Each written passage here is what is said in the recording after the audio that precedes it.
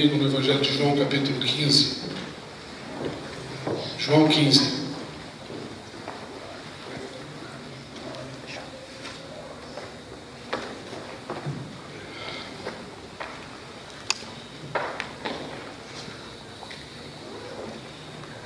Graças a Deus por essa noite que o Senhor nos traz mais uma vez aqui.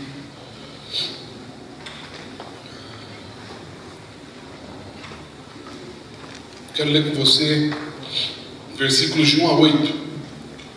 João 15, de 1 a 8.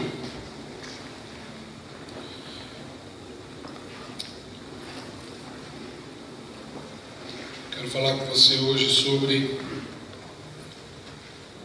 a importância de permanecer em Jesus. Eu sou a verdadeira videira, meu pai é o agricultor. Todo ramo que estando em mim não der fruto, ele corta, e todo que dá fruto, limpa para que produza mais fruto ainda. Vós já estáis limpos pela palavra que vos tenho falado. Permanecei em mim, e eu permanecerei em vós. Como não pode o ramo produzir fruto de si mesmo, se não permanecer na videira, assim nem vós o podeis dar, se não permanecerdes em mim. Eu sou a videira, vós os ramos. Quem permanece em mim, e eu nele, esse dá muito fruto, porque sem mim nada podeis fazer. Se alguém não permanecer em mim, será lançado fora, à semelhança do ramo, e secará. E o apanham, lançam no fogo e o queimam. Se permanecerdes em mim, as minhas palavras permanecerem em vós, pedireis o que quiserdes, e vos será feito.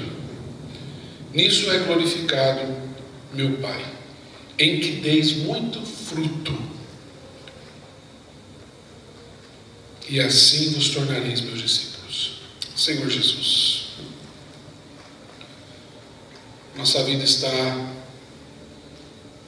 como lemos aqui no começo, nas tuas mãos, como um barro nas mãos do oleiro.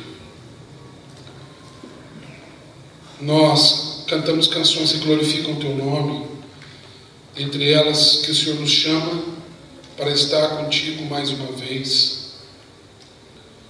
Então, mais uma vez oramos, então vem Jesus. Então vem, Senhor, nos curar. Então vem, Senhor. Então vem, Jesus, nos transformar pela tua palavra poderosa, porque só tu podes fazer isso, em nome e para a glória de Jesus. Amém. Amém, queridos.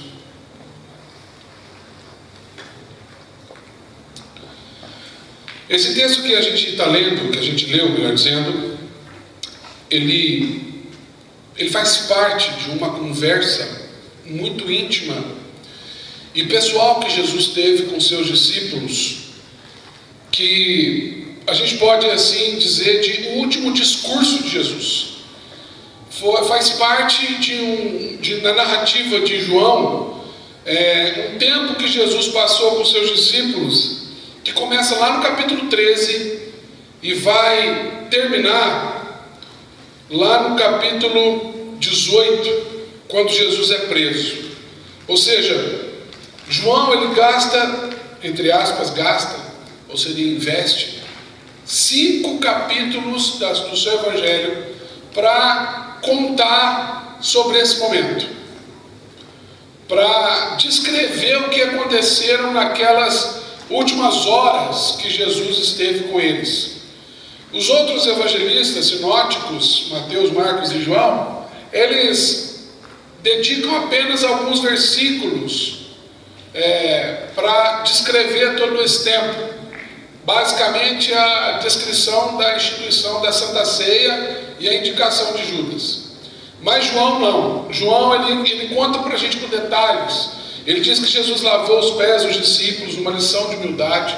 ele indica o traidor, ele tem uma conversa sobre um novo mandamento, ou melhor, uma releitura do mandamento, da palavra, da lei antiga. Ele avisa Pedro sobre a sua vulnerabilidade.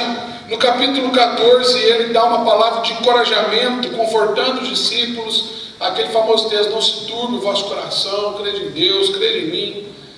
Quando chega no capítulo 15, ele fala sobre essa dinâmica de uma videira. Depois ele vai ainda seguir falando sobre a promessa do Consolador, e ele termina fazendo uma oração no capítulo 17. Mas me chama a atenção essa alegoria que Jesus usa para referir-se a todos nós, porque todos, sem exceção, somos de alguma forma ramos de Jesus. Ele não está se referindo nesse texto somente aos seus apóstolos, ele está falando de toda a humanidade. A Bíblia conta para a gente que Jesus é o princípio da criação, ele é o elemento chave, básico da criação, componente principal da criação. Paulo, em Romanos capítulo 11, versículo 33, diz que dele, por meio dele e para ele são todas as coisas. O escritor de Hebreus vai tecer palavras maravilhosas sobre a pessoa de Jesus como fundamento de fé. E a gente vai encontrar ao longo da Bíblia inteira essa ligação nossa, radical, no sentido da raiz está posta ou advir dele, que é a videira verdadeira. E ele então alegoricamente diz: meu pai é o agricultor, meu pai é o dono desse negócio, meu pai é o dono de tudo, e eu sou aquele por meio de quem vem todas as pessoas. E ele então nessa alegoria diz, eu queria chamar muito a sua atenção para o versículo 2, a gente vai trabalhar bastante esse versículo 2. Ele diz: todo ramo que estando em mim não der fruto, ele corta, e todo que dá fruto, ele limpa, para que produza mais fruto ainda. Ou seja, Jesus, ele deixa claro que todos nós somos ramos de Jesus, somos ramos dessa videira. Porém, nesse texto, é um texto exclusivamente de um contexto de discipulado. A gente encontra nesse texto condições básicas para ser um verdadeiro discípulo de Jesus. Esse é o tema da nossa meditação. Condições básicas para ser um discípulo verdadeiro de Jesus. E essa condição, na verdade não diz condições, eu falei condições, mas é condição. A condição básica, de acordo com o texto, é frutificação. E a primeira pergunta que eu queria fazer para você nessa noite, para você pensar comigo, é: você tem produzido frutos? Você é alguém de quem as pessoas que estão ao seu redor, e talvez você mesmo, possa colher frutos? Se a sua resposta é sim, quais os frutos que você vem produzindo? Que tipo de fruto você acha que você produz? Para a gente entender um pouco melhor isso, eu queria olhar com você um versículo que a gente não leu, que é o versículo 16, no final desse texto, se você tiver com a sua Bíblia aberta. Quando Jesus, a gente parou no versículo 8, porque a partir do versículo 9, Jesus vai mudar a tônica do discurso. Ele vai começar a falar sobre amor, ele vai começar a falar sobre mandamento, e quando chega no 16, ele diz assim: não fostes vós que me escolhestes a mim, pelo contrário, eu vos escolhi a vós outros, e note o que ele diz agora: e vos designei, para que vades e deis fruto, e o vosso fruto permaneça. Note que Jesus, ele usa uma palavra muito forte aqui para dizer: eu vos designei. E como eu disse, todas as pessoas são ramos de Jesus. Então há uma designação para todos nós. Portanto, a primeira coisa que a gente precisa entender sobre frutificação é que frutificar é um desejo de Jesus na nossa vida. Jesus deseja que nós produzamos frutos, é um anseio do Senhor. Mas, mais do que isso, frutificar é uma palavra palavra que a gente encontra lá na criação, quando Deus faz o homem, ele lá no versículo 28 do capítulo, ele diz para a gente ser frutífero. A expressão é interessante em Gênesis, porque diz assim sobre fecundidade. Ele disse, versículo 28, e Deus os abençoou e disse: sede fecundos, multiplicai, enchei a terra. Então frutificar não é só um desejo de Jesus, mas em segundo lugar, frutificar é uma prerrogativa natural da humanidade. O que você precisa entender é que essa noite aqui não existe uma resposta não para a pergunta que eu fiz no começo. Quando eu perguntei se você está produzindo fruto, não é uma alternativa. Você produz fruto o tempo todo, porque é uma designação de propósito. O Senhor nos fez assim. Mas, em terceiro lugar, há ainda uma outra coisa importante sobre frutificar, porque frutificar, dentro dessa perspectiva, pode ser algo maravilhoso, mas também pode ser algo terrível. O apóstolo Paulo, ele chama a nossa atenção lá, se você quiser marcar a sua Bíblia aí, e dar um pulo lá na carta que ele escreve aos Gálatas, e ele vai trazer uma referência ao fruto que nós produzimos por natureza pecaminosa. E lá no capítulo 5, versículo 16 a 21 de Gálatas, primeira carta que o apóstolo Paulo escreve no seu ministério, e ele diz assim no versículo 16, capítulo 5: digo, porém, andai no Espírito, e jamais satisfareis a concupiscência, ou ao desejo, o anseio, a paixão da carne. A compulsão, essa palavra é sinônimo de compulsão pela carne. Porque a carne, note, milita contra o Espírito, e o Espírito contra a carne, porque são opostos entre si, para que não façais o que porventura seja do vosso querer. Mas, se sois guiados pelo Espírito, não estáis sob a lei. E olha o que ele começa a descrever agora. Ora, as obras da carne, a palavra obras que a gente encontra aqui, é sinônimo da palavra fruto, que a gente encontra lá em João 15. Então ele está dizendo assim, o fruto da carne, a obra, o produto, o resultado natural da carne. E carne aqui é a palavra grega soma, não é a ideia de carne que você consome, mas a carne que você é, a carnalidade, a humanidade. Então ele diz que o fruto natural do pecado, ou seja, o fruto direto da humanidade é bem conhecido, e ele começa a designar aqui dizendo que é prostituição, impureza, lascívia, idolatria, feitiçarias, inimizades, porfias, ciúmes, iras, discórdias, dissensões, facções, invejas, bebedices, glutonarias e coisas semelhantes a estas, a respeito das quais eu vos declaro, como já outrora, e note o que ele diz agora, que vos preveni, melhor dizendo, né, que não herdarão o reino de Deus o que tais coisas praticam. Jesus, para fundamentar um pouco mais o que o apóstolo Paulo disse mais tarde, ele, lá no texto que a gente está lendo de João, nosso texto base, ele diz o seguinte, que no versículo 2, todo ramo que estando em mim não der fruto, essa expressão não dá fruto, que ele diz que corta, é cortado e jogado fora, um pouco mais abaixo no versículo 6, ele diz que é cortado e lançado ao fogo. Ele diz no versículo 6, se alguém não permanecer em mim, será lançado fora, semelhante do ramo, e secará, e o apanham, lançam no fogo e o queimam. Isso aqui é uma paráfrase, é a mesma coisa que o apóstolo Paulo está dizendo mais tarde, porque para Jesus, o mau fruto é comparado aqui à esterilidade. Jesus está dizendo assim que o ramo que permanece nele e não dá o bom fruto é como se não estivesse produzindo nada.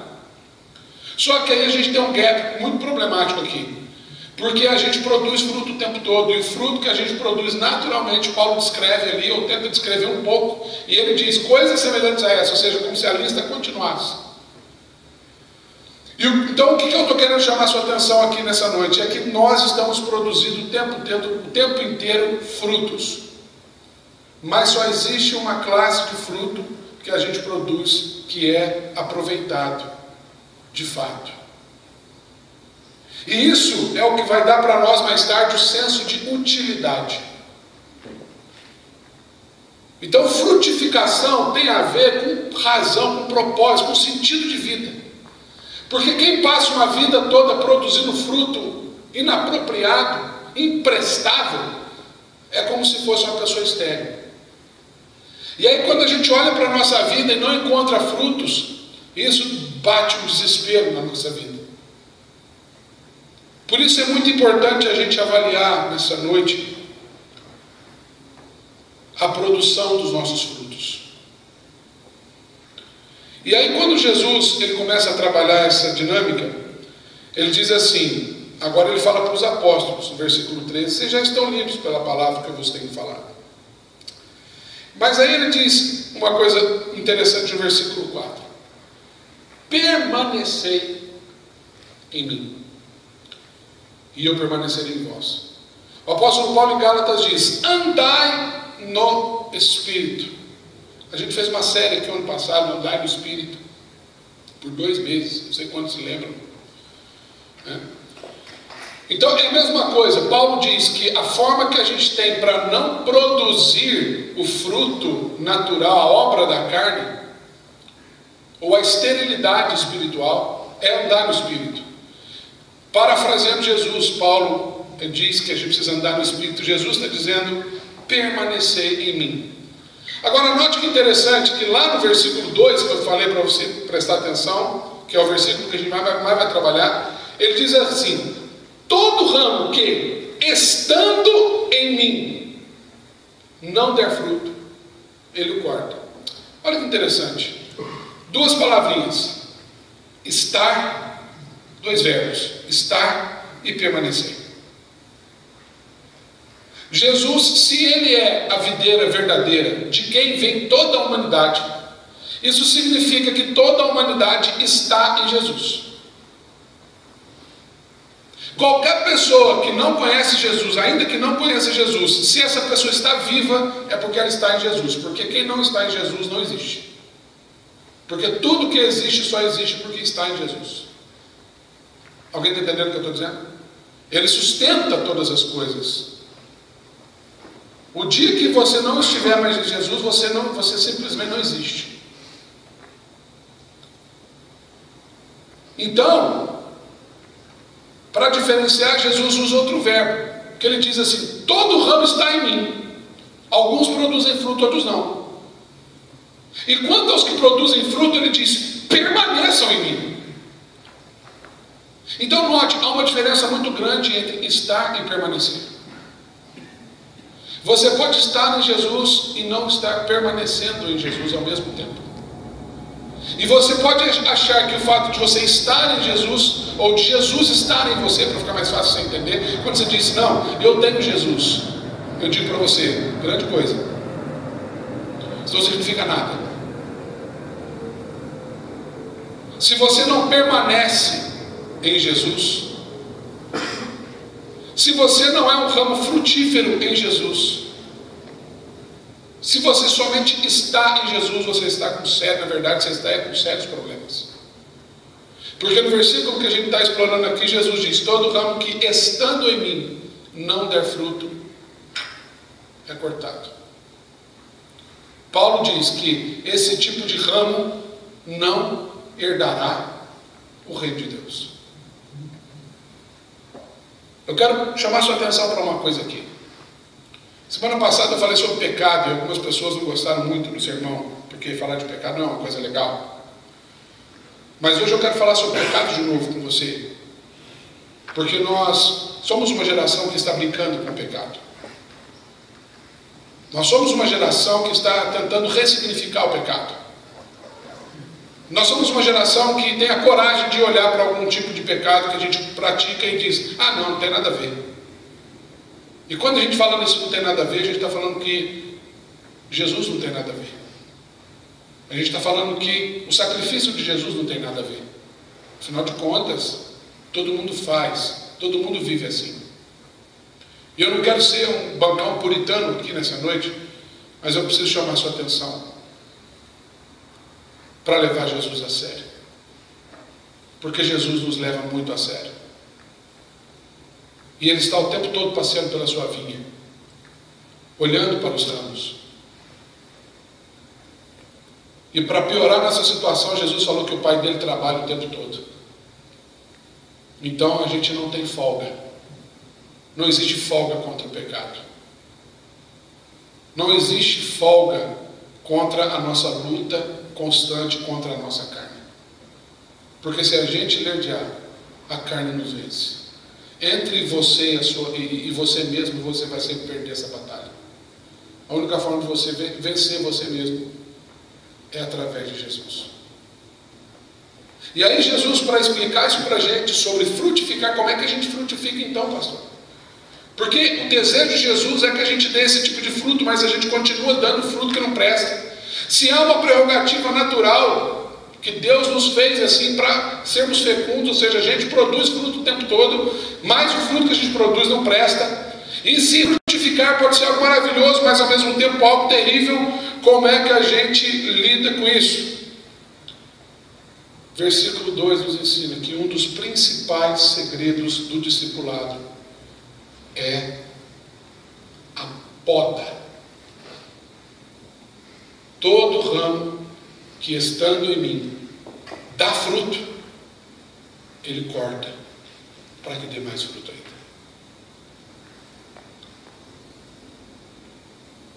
E aí agora a gente passa para uma nova situação, porque permanecer em Jesus, para permanecer em Jesus,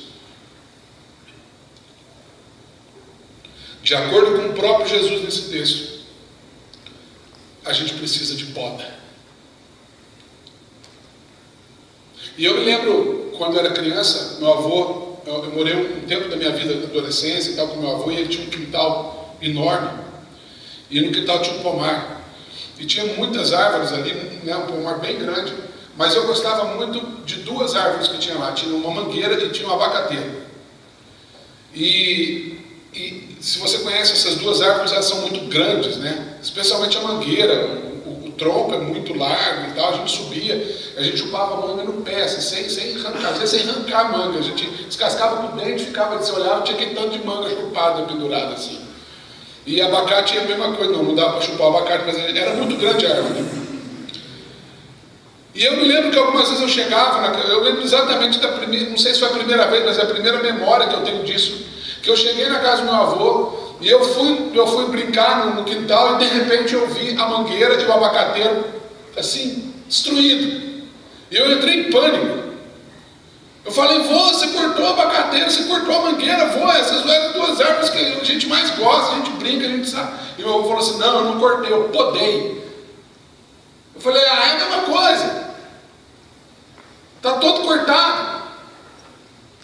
É que quem não permanece em Jesus, quem não se reconhece em Jesus, quando é podado, acha que está sendo privado, acha que está sendo destruído, acha que está sendo cortado meramente, sem causa alguma.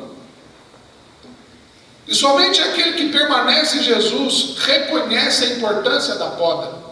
Agora, isso é uma questão de tempo, porque eu me lembro exatamente que o tempo é passando, e de repente novas folhas iam surgindo nos galhos, novos galhos iam surgindo, e um ano depois, aquelas árvores estavam produzindo o dobro de fruto que elas produziram da última vez que eu havia visto.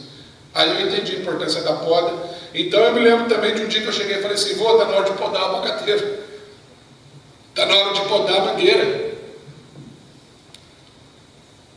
Ou seja, da mesma forma que permanecer em Jesus precisa de poda, a poda é o que produz força, vitalidade, essa permanência, essa constância na produção de frutos.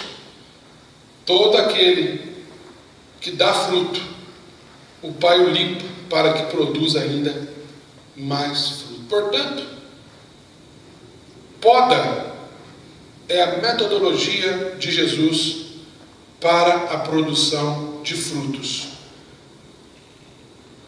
Então a gente conclui que poda é uma necessidade.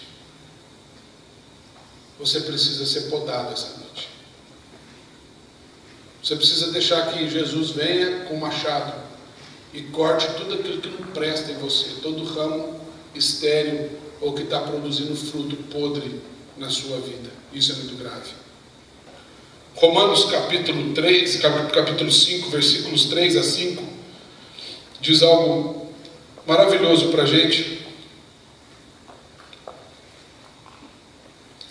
Quando ele fala sobre esse processo.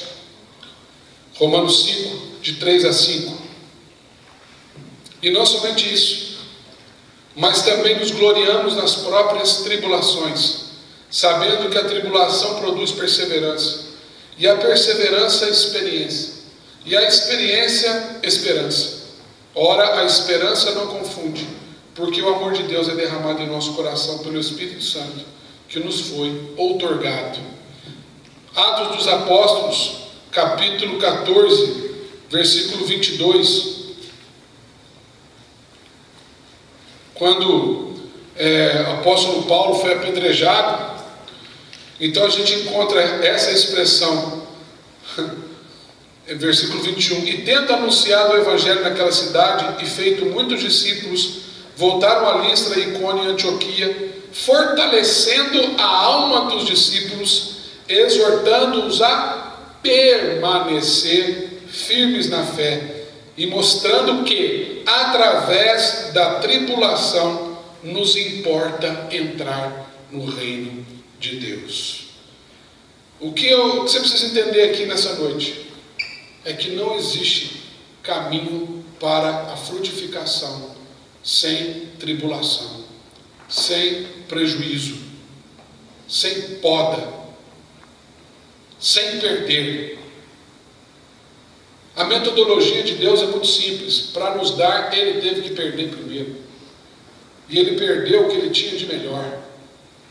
E talvez você esteja pensando que o que você tem de melhor é exatamente aquilo que Deus vai usar, mas talvez essa noite o Senhor fale para você que o que você tem de melhor é exatamente aquilo que você precisa perder. E a gente tem muita relutância nisso. A gente tenta escorregar o tempo todo desse processo de tribulação, porque quando a gente acha que tudo está bem na nossa vida e vem essa crise, a gente acha que Deus nos abandonou, a gente acha que a gente está cometendo algum pecado que a gente não sabe qual é, como os amigos de Jó, que quando olharam para ele, aquela situação, começaram a pressionar, falaram: cara, confessa, o que você fez de errado, porque eu nunca vi ninguém ser punido dessa forma se não tiver feito algo muito errado. E Jó falava: não, cara, eu não fiz nada, eu juro que eu não fiz nada. Eu também estou sofrendo com isso, mas eu não tenho nada para confessar. Ou seja, aquele que não reconhece a importância da poda, a necessidade da poda, quando passa por tribulação, ele entra em crise e às vezes ele se perde. E você precisa entender isso na sua vida. Você precisa entender a necessidade de deixar o agricultor vir e passar o machado em você. E para a gente entender melhor isso, à luz desse texto, eu separei aqui pelo menos 5 necessidades para essa poda. Qual a importância disso? A primeira delas é que na poda nós somos fortalecidos na fé.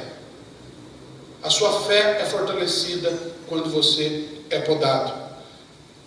Versículo 2, nosso versículo base, ele deixa isso muito claro. Que todo aquele que permanece no Senhor e dá fruto, o Senhor vem e o limpa. Para quê? Para que ele produza mais fruto ainda. Romanos 5, a gente acabou de ler que a tribulação produz perseverança, a perseverança produz, agora eu até me perdi, aquele negócio lá que ele falou, que a gente acabou de ler. Produz a experiência, a esperança, e a esperança não confunde, porque o amor de Deus é derramado no nosso coração. em Atos que a gente acabou de ler, para entrar no reino de Deus, é necessário permanecer firme na fé, especialmente durante a tribulação. Eu vou dizer um negócio que parece estranho para você, mas, por exemplo, a gente tem tido o privilégio de estar em contato com alguns irmãos cristãos que vêm de um contexto de perseguição religiosa. Essa semana eu dei aula na Mais, quinta e sexta, né? Quinta e sexta, e estou meio perdido aqui, esse fim de semana foi bem corrido. E eu conheci essa semana mais uma família de refugiados que estão lá na Mais. Não falam uma palavra, aliás, eles falam uma palavra em português. Você pergunta ele, tudo bom? Ele fala, tudo. É a única coisa que ele sabe, né? E eu me lembro então que eu fui ali, depois que eu dei a aula, depois do almoço, eu fiquei ali um pouquinho, e eu fui na casa deles, e eles contaram um pouco sobre a vida deles, sobre a mesma história. Eles são convertidos e parentes muçulmanos, e tem aquela coisa de perseguição. Mas toda vez que eu converso com alguém assim, eu saio dele constrangido, porque os caras deixaram tudo. Pai, marido, esposa e uma filha já... Quantos anos ela tem, Cacilha? Uns 18? 19? São duas? Eu conheço uma só.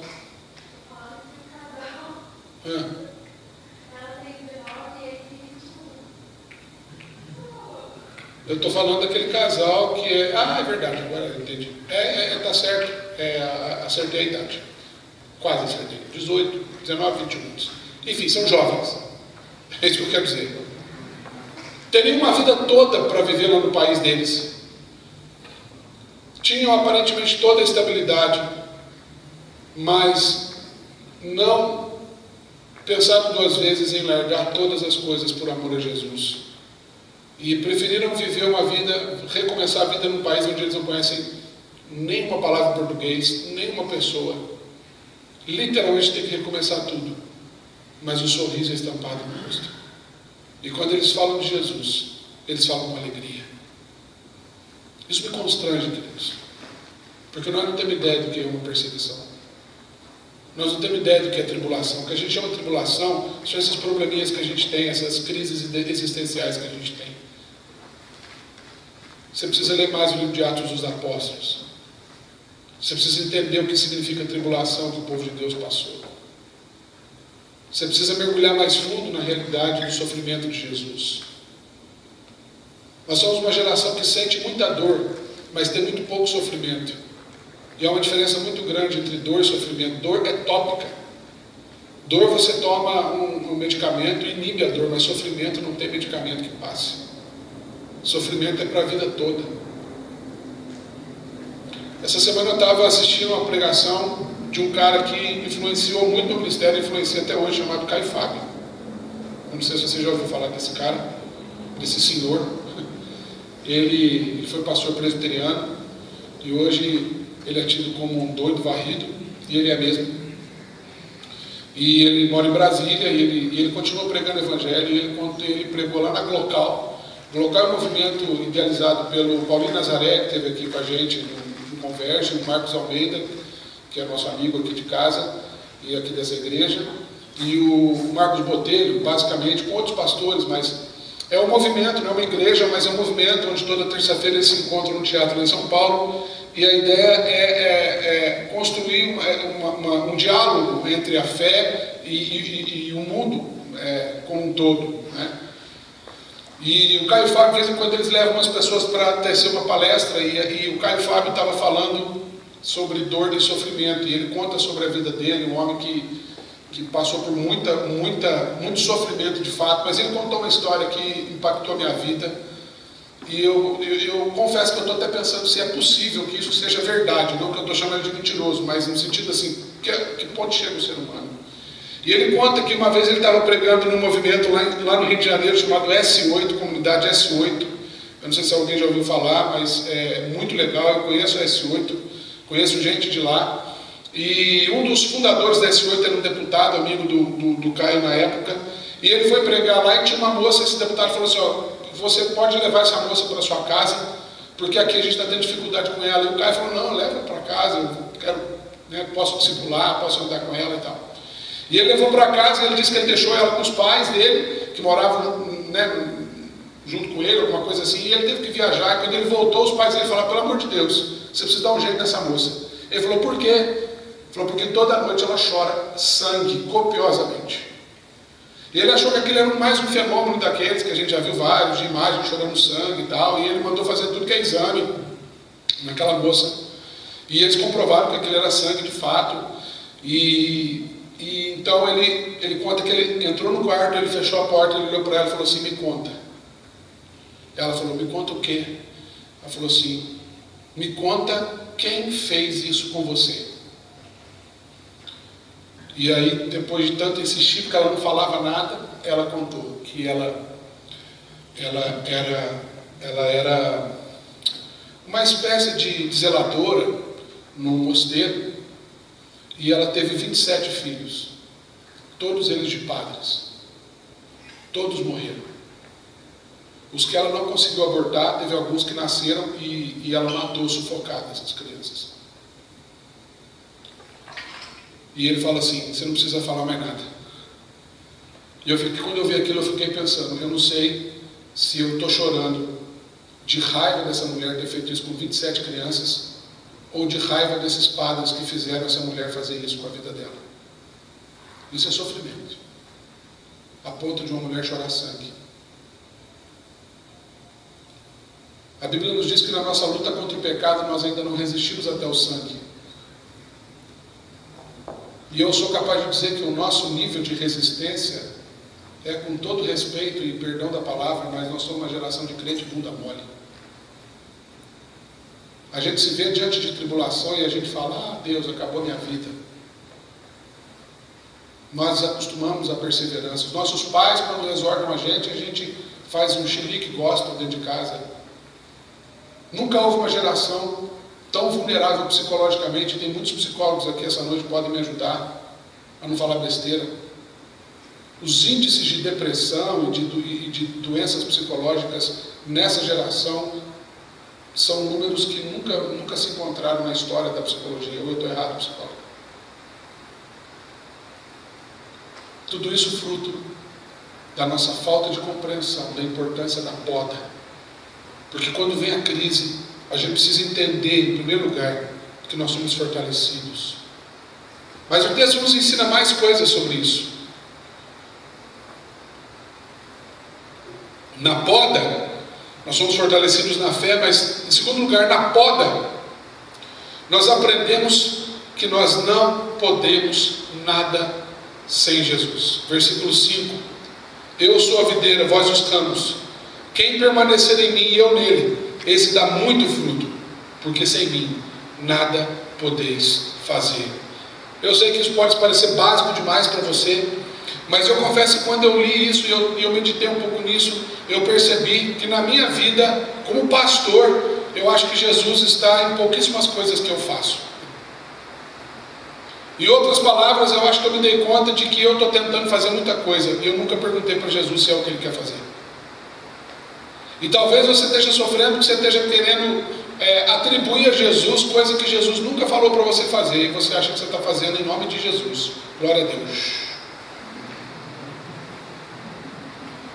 E aí você tem crise porque aquilo não acontece na sua vida e você tem certeza que Deus está falando para você, mas na verdade esse Deus que está falando para você se chama o seu coração. E a Bíblia diz que onde está o seu Deus, aí estará o seu coração. E para caprichar um pouco mais, Jeremias 17 diz que o nosso coração é enganoso mais do que todas as coisas e desesperadamente corrupto. A maior dificuldade dos discípulos não era acreditar no que Deus podia fazer a favor deles.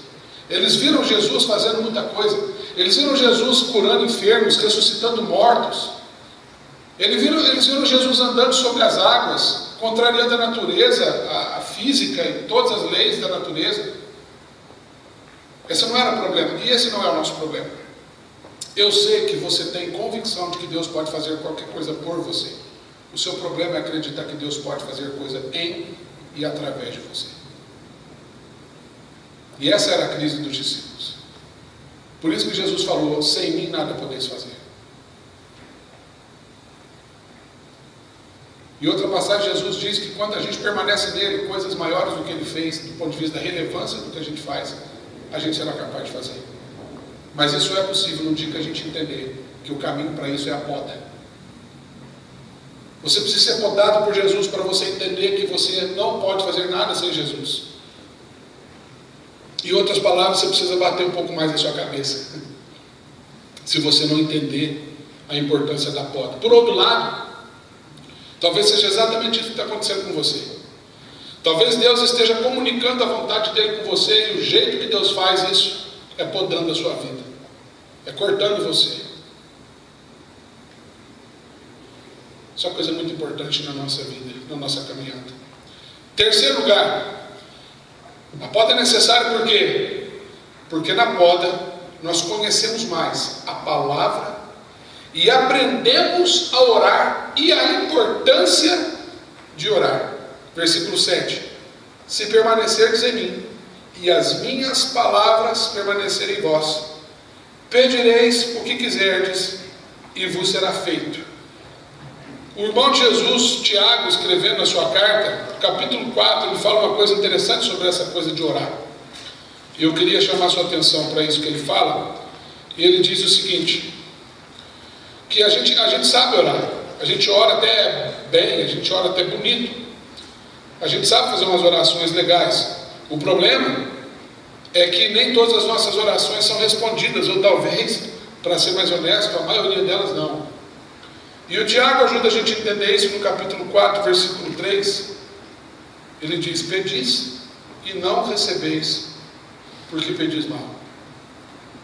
Por quê? Diz Tiago: para esbanjardes em vossos prazeres. Eu me lembro de um dia que eu estava orando por uma pessoa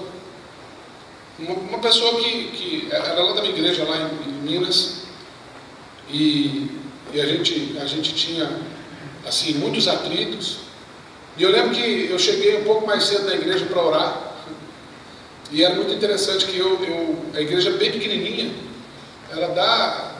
cabia, sei lá, 80 pessoas, 90 pessoas dentro da igreja, e era um templo antigo, então às vezes você orando baixinho assim, balbuciando, a pessoa por causa da acústica, ela ouvia você.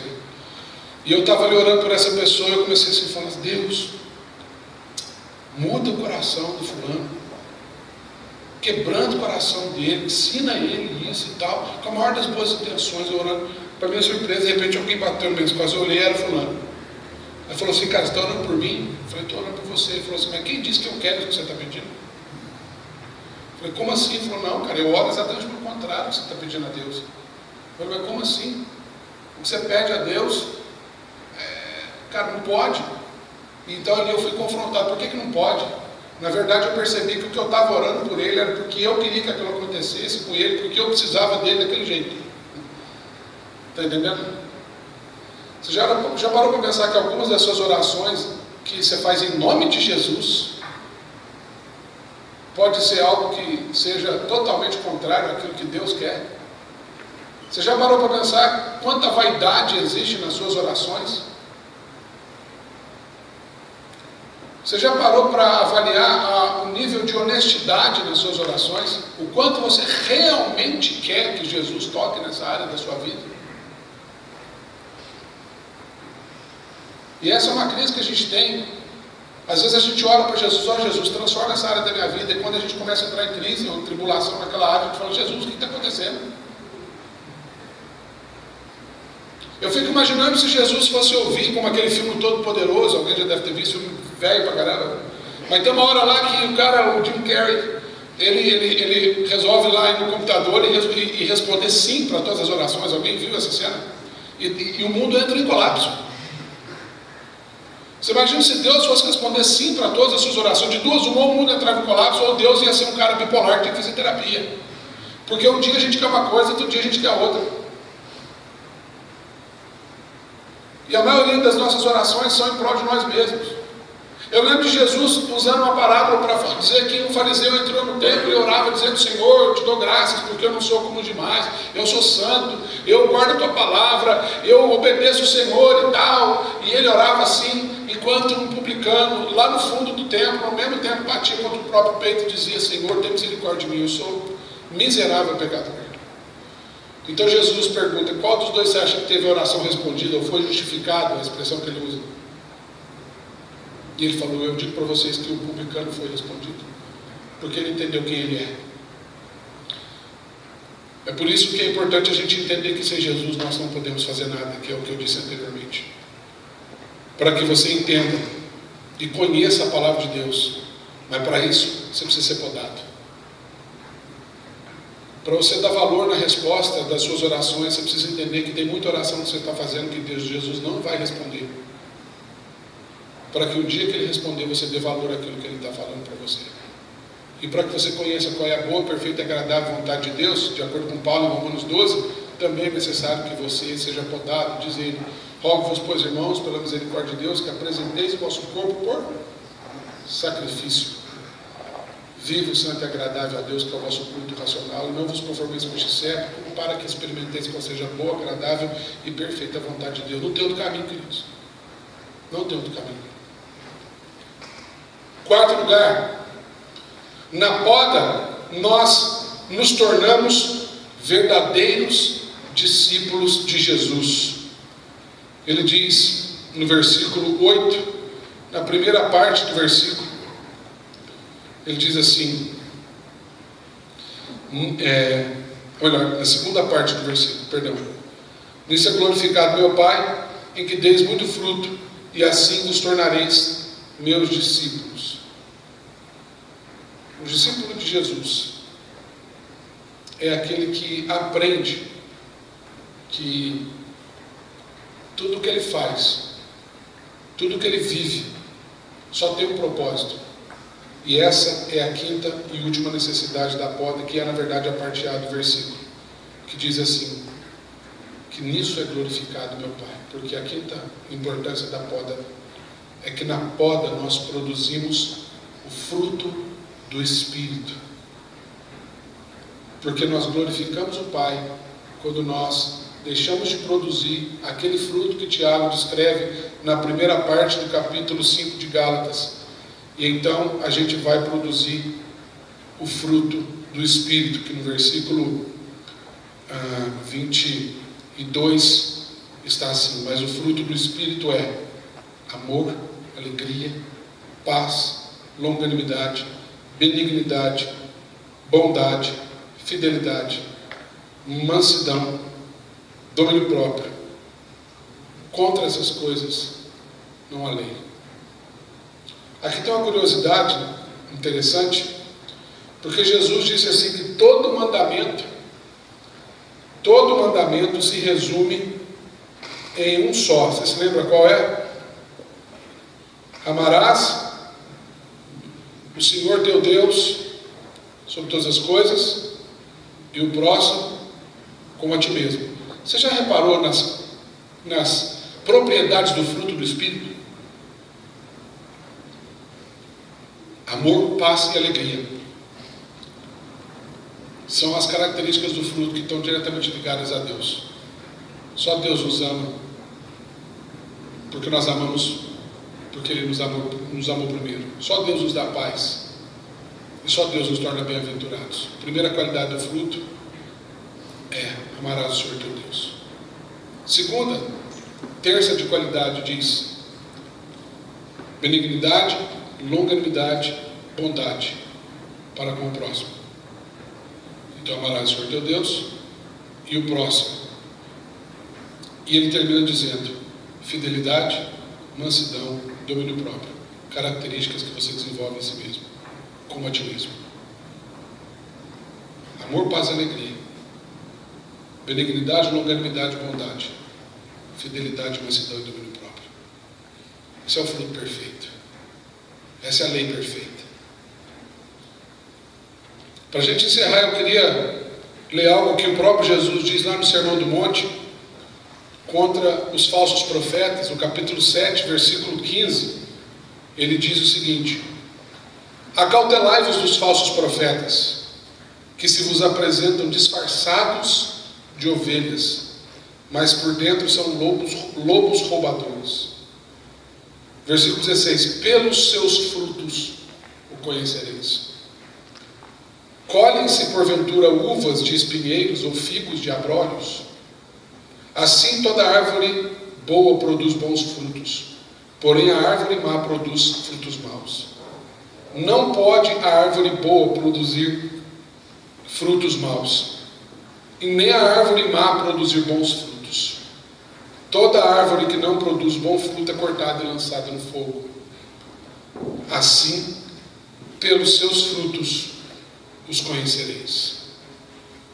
Eu quero encerrar levando você a essa reflexão nesse momento. Comecei com uma pergunta e termino com a pergunta. Quando Jesus olha para você, quais os frutos ele encontra nessa noite? O que você está produzindo, meu irmão, minha irmã? Qual está sendo o resultado da sua fé, da sua caminhada? Qual está sendo o produto das tribulações que você está enfrentando? Paulo nos dá uma lista muito grande, mas talvez haja até outros que não estão listados ali. Eu quero convidar você a uma reflexão profunda nessa noite. E talvez, quem sabe, levar você a assumir aqui, em nome de Jesus, compromisso com Jesus de dizer: Senhor, eu quero deixar de ser uma árvore má. Eu quero ser um ramo frutífero. Tem um versículo que eu nunca me esqueço, e foi uma das razões pelas quais eu dei o nome para o meu filho de José. Um dos primeiros versículos que eu parei os olhos quando eu estava começando a ler a Bíblia foi um versículo de Gênesis 49, 22, quando Jacó está trazendo todos os seus filhos, e era um costume antigo, o pai estendia as mãos sobre o filho, e ele se lembrava da vida que o filho teve, então ele proferia ali bênçãos ou maldições sobre os seus filhos. Em Gênesis 49 você vê todos os filhos de Jacó, que já estava cego, já estava velho, se aproximando dele, e ele então impunha as mãos um por um e ele abençoava. No versículo 22 ele diz: José, o Zezinho do Egito, José é um ramo frutífero junto à fonte, seus galhos se estendem por sobre o muro. Eu fiz uma placa escrito isso, coloquei no quarto do hospital quando meu filho nasceu. Essa mesma placa está na frente do berço do meu filho, porque eu quero que ele cresça sabendo por que o nome dele é José. Porque eu quero ensinar meu filho a produzir frutos para a glória do Senhor. Porque eu tenho aprendido, tenho buscado isso para a minha vida. O Salmo de número 1, ele nos ensina algo profundo sobre o fruto, que é uma paráfrase dessa bênção de Jacó para José. Ele diz: bem-aventurado o homem que não anda no conselho dos ímpios, não se detém no caminho dos pecadores, nem se assenta na roda dos escarnecedores. Antes o seu prazer está na lei do Senhor, na sua lei medita de dia e de noite. No versículo 3 ele diz: ele é como árvore plantada junto à corrente das águas, próximo ao ribeiro. A ideia é essa: cuja folhagem não murcha, e que no devido tempo dá o seu fruto. Se por um lado talvez você olhe para a sua vida e diz assim: eu estou produzindo muito fruto amargo e podre. Por outro lado, pode ser que você olhe para a sua vida e diz: não, eu não estou produzindo fruto amargo e podre, mas eu também não estou produzindo. Então eu quero dizer para você que o bem-aventurado, que é plantado junto à corrente das águas, a folhagem não murcha e o fruto vem no devido tempo. Então você precisa aprender a permanecer no Senhor, firme na fé, e esperar o tempo do fruto. Se você também é dessa classe, dizendo: olha, Deus, eu estou permanecendo no Senhor, eu não estou vendo fruto, mas eu estou cansado de esperar, eu preciso produzir algo, eu estou me sentindo inútil e estéril. Eu quero encorajar você a permanecer no Senhor. Eu quero encorajar você a ficar ali, porque no devido tempo, fruto é coisa de tempo, tem época de cada fruto. Eclesiastes 3 diz para a gente que tudo tem um tempo, e há tempo para todas as coisas debaixo do céu, há propósito para tudo debaixo do céu. Quero convidar você a meditar um pouco sobre isso antes de você ir embora. Feche seus olhos aí. Permita que o Espírito Santo venha sondar o seu coração. Permita que ele venha falar contigo sobre os frutos que você vem produzindo. E quem sabe, O Espírito Santo vai mostrar coisas muito específicas na sua vida nessa noite, para que você possa sair daqui frutificando para a glória do Senhor.